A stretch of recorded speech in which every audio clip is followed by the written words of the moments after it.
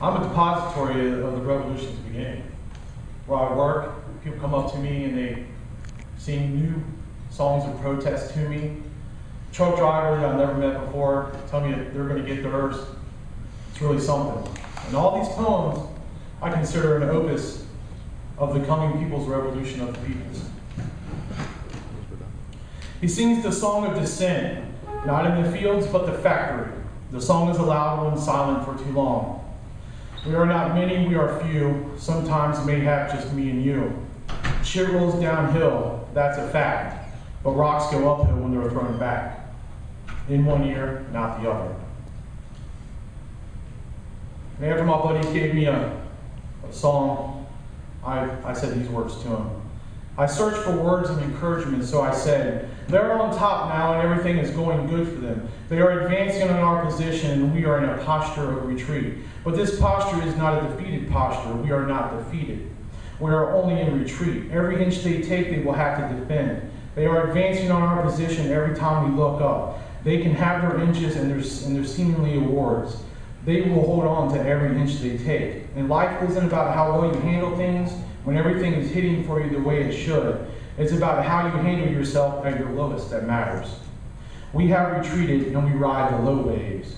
Their waves are high now and they have been for a while, but we are enduring our retreat. We are thriving in our low. Their high will not last forever. Their lines are weakened and compromised. Their time will not last. Their high wave will crash and at last we will take back our losses. And we will have what we lost.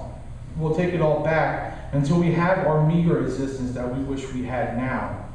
We will not overextend ourselves when we begin advancing and taking back, because what we want is the basic form of the base. We don't want much, but that we have taken even our smallest portions, we will take it back. The low waves will retake them.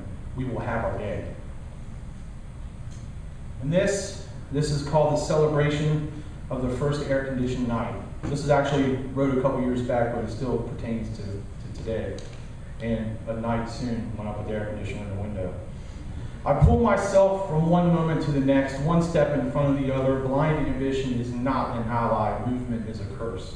I pull myself from one spot to another, automatically, respectfully radiating. I can't remember how I got here, I say to the crowd in my head. I pull myself and myself pulls back, instances and obstacles, one and the same after another. I pull myself and push the buttons that I'm taught to push, reassert a fan for maximum comfort, turn on the light, turn off the light, stare at the light I'm too tired to deal with. I pull myself through the grouping of files and the peace-seeking eyes, through all the dirty dishes and the colonies of insects. Is that thunder in the distance I hear? I pull myself time and time again onward, a can of Lysol in one hand and a trash bag in the other. My feet find no comfort from my new perfect shoes, and everywhere I look, everything is hazy because of the humidity. I pull myself to keep the schedule, sipping sports drinks from a bottle like I'm a baby, hindering me, giving me something to work for, against, or with. I pull myself and battle the plumbing that chooses me as its adversary to push back. Rome has had its revenge on me, and Eastchester will be next. I pull myself and get pushed back time and time again. This seems to happen without no end, and tonight I will turn on the air conditioner and condition the air just right. I will dream about future city and all its calamities. Good night.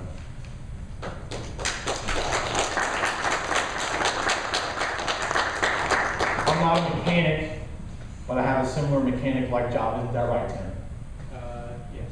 Okay, thank you. The dirty, vicious factory can more than make up for any shortcomings. So I will take my Bukowski book into work and read it in celebration of his poem, A Note About Modern Poesy, and feel better that Poesy has gotten this or that far. I will show him and prove to him this fact by foregoing my personal time and just feast on his poesy at breaks and at lunch half hours.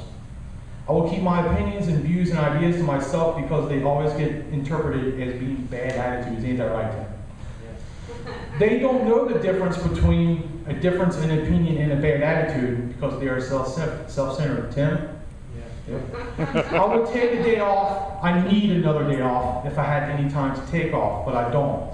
So I will go in and read Bukowski's Come On In and look at anyone who talks to me while I'm reading with disdain and say, hey, can't you see I'm fucking reading here? Are you that unfamiliar with the concept to interrupt me? But all of this will take effort, and I'm running low on ambition in any form. Sorry, Chemansky. What I should do and actually do is most of the time two different things. So I won't try. I will just sit there and eat peanut butter crackers and stare at nothing. But most importantly, I won't try. I think you would have really wanted it that way. And so the first poem, which was titled Rocks Go Uphill, this is the sequel to that, which I just wrote today. Because when the person came to me and was really upset, I gave them words of encouragement, and they got what they wanted, more money, and they quit singing the song, and it really upset me. Because when you fight, you have to fight. You just don't give up. Just because you get what you want. There's others out there that need your support. So this is called A Gain is a Loss. His song would go silent when he was eventually appeased, given a treatment, and pacified. His song went silent, his song was forgotten. He would not look me in the eye. He had won his fight, but also lost his fight. I was with him in his battle. I offered words of encouragement. I am with him in defeat. I mourn his gain as a loss. His comfort is a shameful one that I will never, ever forget. Thanks a lot.